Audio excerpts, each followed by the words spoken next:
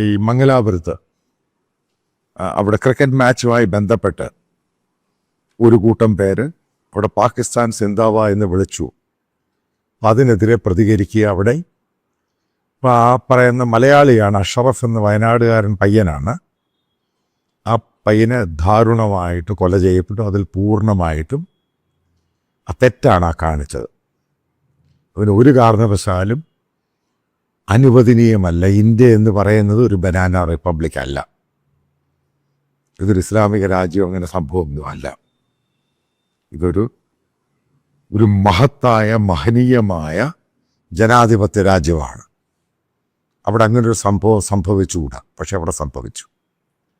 അതുമായി ബന്ധപ്പെട്ട് എനിക്ക് ചില കാര്യങ്ങൾ പറയാനുണ്ട്. അതായത് നരേന്ദ്രമോദി ഗവൺമെൻറ് അധികാരത്തിൽ വന്ന ശേഷം ഏകദേശം 12-11 വർഷം കഴിഞ്ഞ് ഇത് ഏറ്റവും പ്രധാനമായിട്ട് നമ്മൾ മനസ്സിലാക്കേണ്ട ഒരു പോയിന്റ് ഉണ്ട്. നിങ്ങൾ മനസ്സിലാക്കേണ്ട BJPക്കകത്ത് 60% MP-മാരും പഴയ കോൺഗ്രസ്സുകാരാണ്, അല്ലെങ്കിൽ മറ്റുള്ള പാർട്ടിക്കാരാണ്.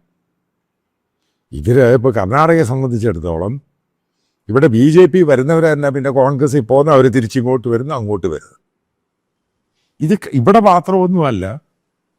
ഇപ്പം UP-യിലും അതാ സംഭവിക്കുന്നത്, ബീഹാറിലും അതാണ് സംഭവിക്കുന്നത്, നോർത്ത് ഇന്ത്യൻ സ്റ്റേറ്റുകളിലും അതാണ് സംഭവിക്കുന്നത്, വെസ്റ്റേൺ ഇന്ത്യ, ഗുജറാത്ത് ഒഴികെ അവിടെയൊക്കെ ഇത് തന്നെ സംഭവിക്കുന്നത്.